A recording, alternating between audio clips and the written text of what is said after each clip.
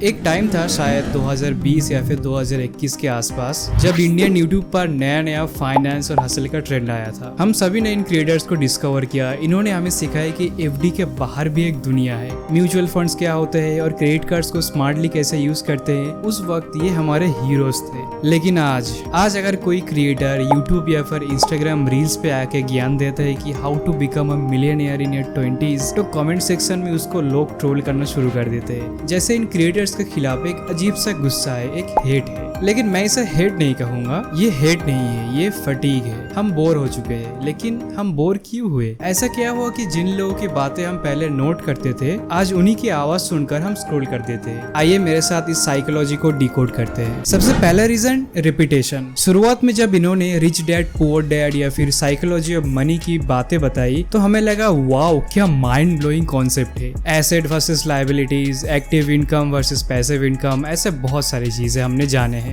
By the way, मैं खुद अभी साइकोलॉजी ऑफ मनी रीड कर रहा हूँ। लेकिन प्रॉब्लम तब शुरू हुई जब हर क्रिएटर वही 4 किताबों का ज्ञान अपने अलग अलग थोड़े नए वर्जन में घुमाने लगे। अब हालत ये है कि यूट्यूब पर हर तीसरा बंदा वही सेम एडवाइस दे रहा है। गाड़ी मत खरीदो, लायबिलिटी है, घर मत खरीदो, रेंट पे रहो। कंटेंट इतना सैचुरेट हो गया है कि उसमें से कोई ओरिजिनल थॉट बचा ही नहीं है। देखो, ऑडियंस अभी स्मार्ट हो चुकी है। उन्हें समझ आ गया है कि एक ही बात को 50 अलग तरीके से बोलने से कोई नया सीक्रेट नहीं मिल जाएगा। दूसरा और सबसे बड़ा रीजन है रियलिटी से कंप्लीटली डिस्कनेक्ट हो जाना। इन क्रिएटर्स ने एक्सेल शीट पर मैथ करके दिखा दिया कि अगर आप अपने दिन के 20 रुपए की चाय छोड़ दो तो 30 साल बाद आपके पास 10 करोड़ रुपए बचेंगे। भाई, एक्सेल शीट और रियल लाइफ में फर्क होता है। इंडिया का एवरेज मिडिल क्लास इंसान सुबह 9 बजे से शाम 7 बजे तक लोकल ट्रेन में धक्के खाता है भाई, ऑफिस का स्ट्रेस झेलता है। उस आदमी के लिए वो 20 रुपए की चाय एक छोटा सा सुकून होता है, कोई फाइनेंशियल ब्लंडर नहीं। फिर आती है घर मत खरीदो, रेंट पे रहो वाली फिलोसॉफी। क्या ही बताए। देखिए, मैथमेटिकली शायद वो सही होंगे, लेकिन इन फाइनेंस गुरुज को इमोशनल सिक्योरिटी का मतलब नहीं पता। एक इंडियन फैमिली के लिए अपना घर होना सिर्फ एक एसेट नहीं है भाई, वो एक पीस है कि कल को लैंडलॉर्ड उन्हें बाहर नहीं निकालेगा। जब आप लोगों की रियल लाइफ प्रॉब्लम्स और इमोशन को इग्नोर करके सिर्फ नंबर्स में बात करते हो तो लोग आपसे डिस्कनेक्ट होने लगते हैं, एंड ये रियलिटी है। तीसरा पॉइंट है हसल कल्चर और age flexing. Hi, I am Tariq, I have 4 startups, I make 50 lakh rupees per month. What are you doing with your life, bro?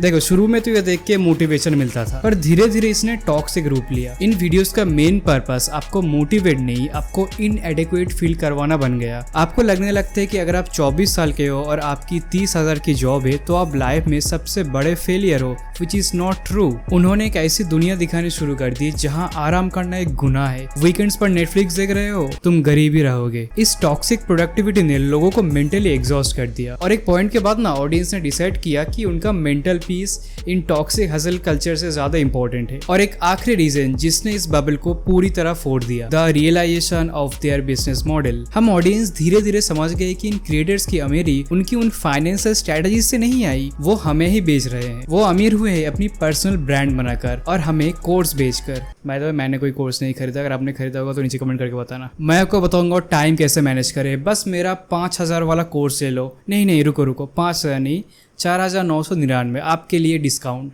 जब ऑडियंस ने नोटिस किया कि जो इंसान फ्री ज्ञान देने आया था वो अब हर वीडियो में एक कोर्स, एक मेंबरशिप या किसी शेडी क्रिप्टो फाइनेंस ऐप का प्रमोशन कर रहा है, तो ट्रस्ट जो था वो खत्म हो गया और हम समझ गए कि हम उनके स्टूडेंट्स नहीं, उनके कंज्यूमर है। तो अगर इस पूरे वीडियो को समराइज करें तो हम इन क्रिएटर्स को नफरत, हेट नहीं करते। हम बस समझ गए, हमारी आंखें खुल गई है कि कैसा होता है। हम मैच्योर हो गए हैं। जैसे बचपन में हमें लगता था कि WWE रियल है और बड़ा होकर समझ आया कि वो स्क्रिप्टेड एंटरटेनमेंट है। Biggest disappointment. वैसे ही हमें समझ आया कि फाइनेंस यूट्यूब एक बिजनेस है। देखो, उन्होंने हमें जो बेसिक सिखाया उसके लिए थैंक यू। एंड ऐसा नहीं है कि सारे ही क्रिएटर्स ऐसे हैं, बहुत सारे ऐसे फाइनेंस क्रिएटर्स है जो एक्चुअली गुड इन्फॉर्मेशन प्रोवाइड करता है, एक्चुअली अच्छी बातें करता है एंड स्कैम नहीं करता। लेकिन अब हम अपनी लाइफ, अपनी स्ट्रगल और अपनी खुशियों को एक्सेल शीट से नहीं मापते। पैसे कमाना जरूरी है, इन्वेस्ट करना भी जरूरी है, पर उस प्रोसेस में जिंदगी जीना भूल जाना वो सबसे बड़ी बेवकूफ़ी है। आपका इस बारे में क्या सोचना है कि आपने भी इस तरीके का वीडियोस देखना कम कर दिया? मुझे नीचे कमेंट करके जरूर से बताना।